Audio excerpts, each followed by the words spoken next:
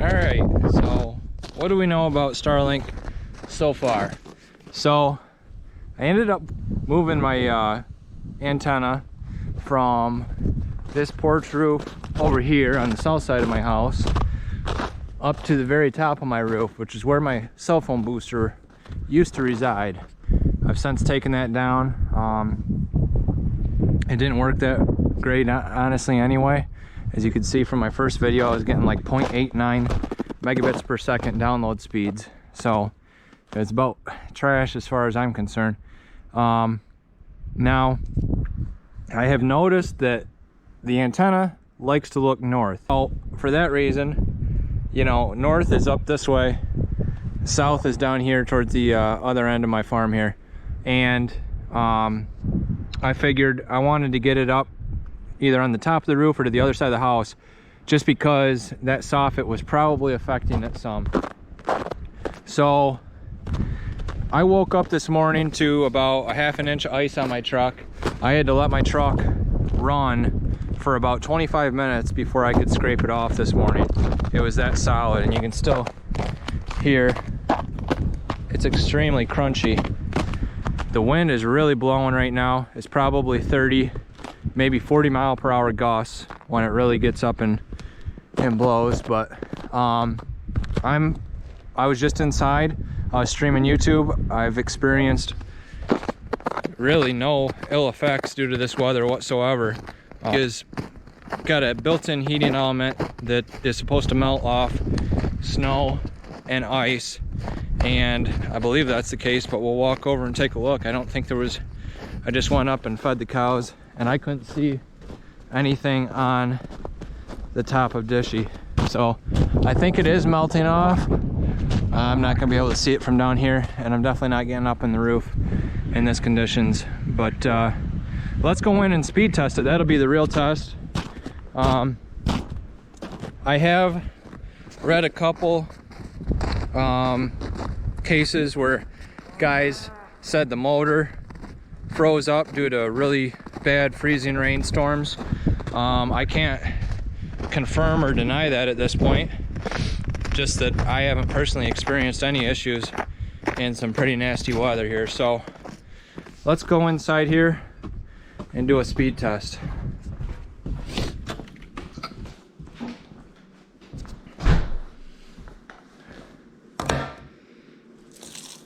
Oops. So we're on wireless here. Let's see what we're getting.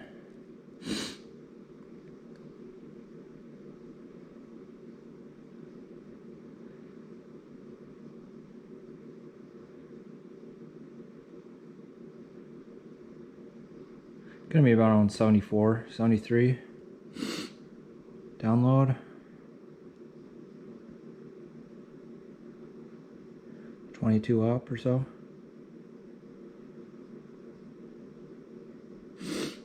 Nope, 22 and a half. So one more time.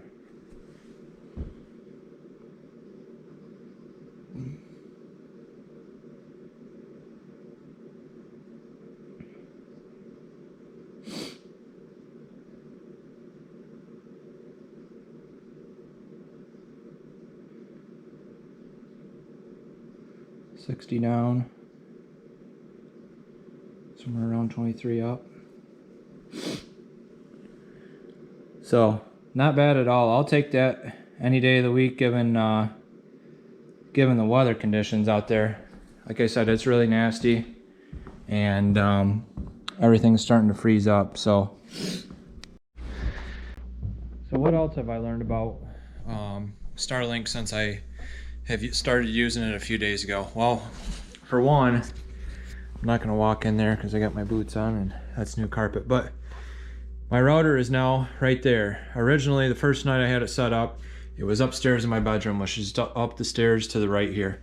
When I had it set up in my bedroom, I came down here, tried hooking the TV up to it, tried hooking my cell phone up to it.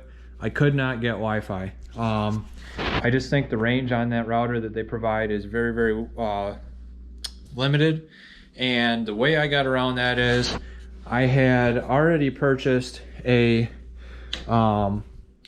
TP-Link Deco Wi-Fi home mesh system. I'll show you what that looks like right here.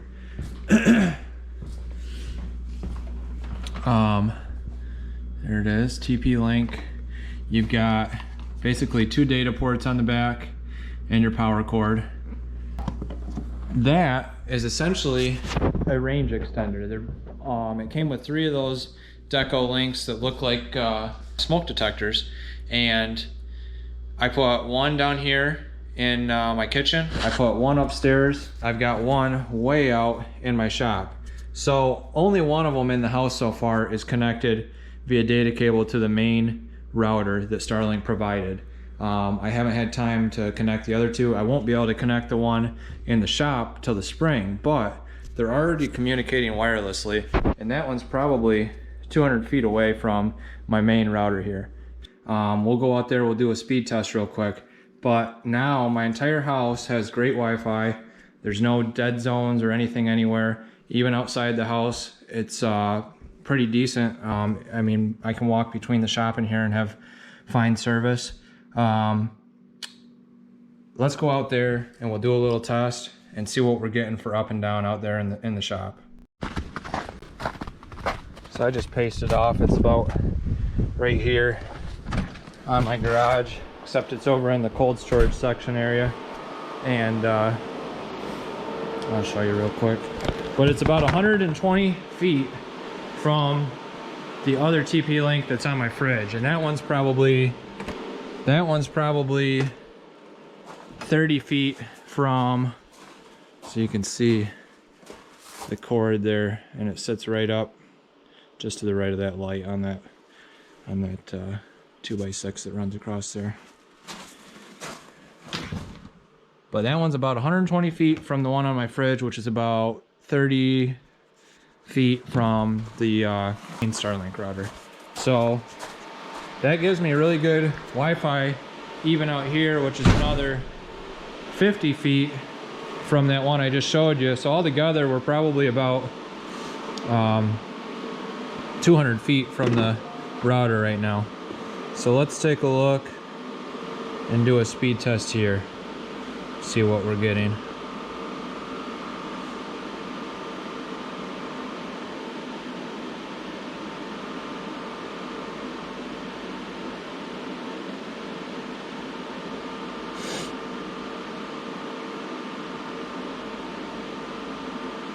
It's pretty close to what I was getting last night out here.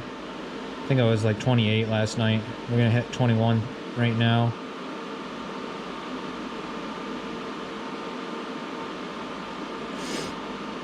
Very little upload though.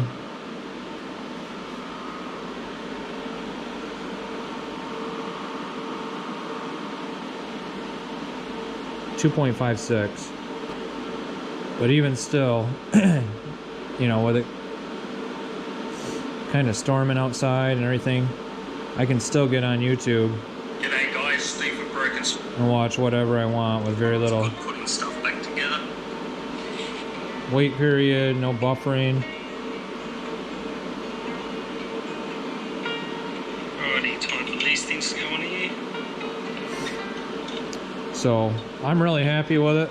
I like how it's set up, and like I said, that Wi-Fi mesh was about $150 for the 3. They're essentially just mini routers, I think. There's really no difference, so you're just extending your range. But like I said, they're all, besides the one on my fridge, they're all wireless right now.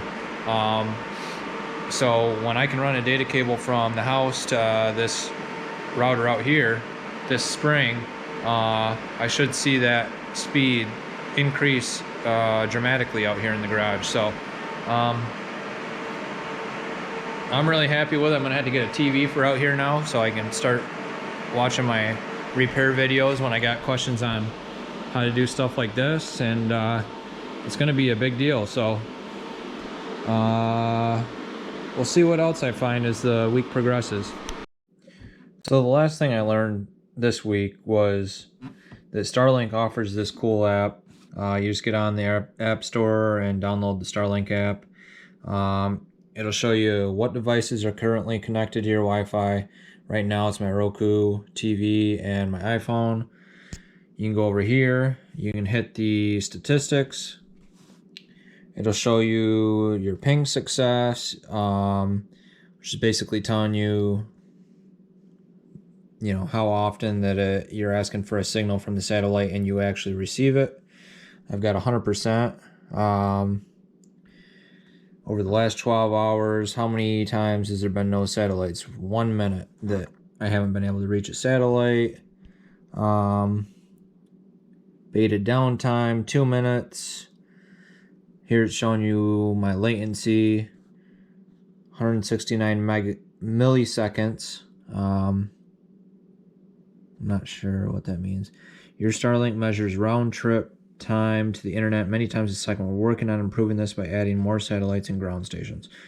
So my minimum latency was 19 milliseconds. My maximum was 169, and my last latency was 27 milliseconds.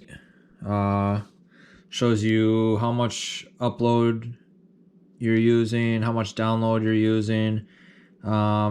Just kind of a neat little tool. You can get in here and just check out how much you're using your data. So anyway, something new I learned this week. I'm really happy with the service so far. I have nothing bad to say other than the router is pretty weak, like I said at the beginning of the video. You can use an aftermarket router. From what I understand, you can just plug everything, all the cords that comes with the Starlink into an aftermarket router. This doesn't offer bridge mode. Like most aftermarket routers have a bridge mode. This does not support that yet. I think they're planning to do that, but it also says that it won't work. They don't guarantee it will work with a Wi-Fi home mesh system like what I'm using, but I've found that it works fine. So anyway, appreciate you watching the video. Hopefully if you were on the fence about ordering a Starlink, this video will help you make up your mind one way or the other. If I find something within the next couple weeks that I don't like about the service, I'll do another video and I'll address that. But overall, very positive so far. The upfront cost is a hard pill to swallow, but I'm very, very happy that I pulled the trigger on it so far. So hopefully that feeling continues, and thanks for watching. Like I said, hit the like and subscribe, and I'll be sure to make you guys some more videos in the future. Got some good content coming up this summer. I'm sure we're gonna have a lot of fun riding and camping and different things like that, so stay tuned.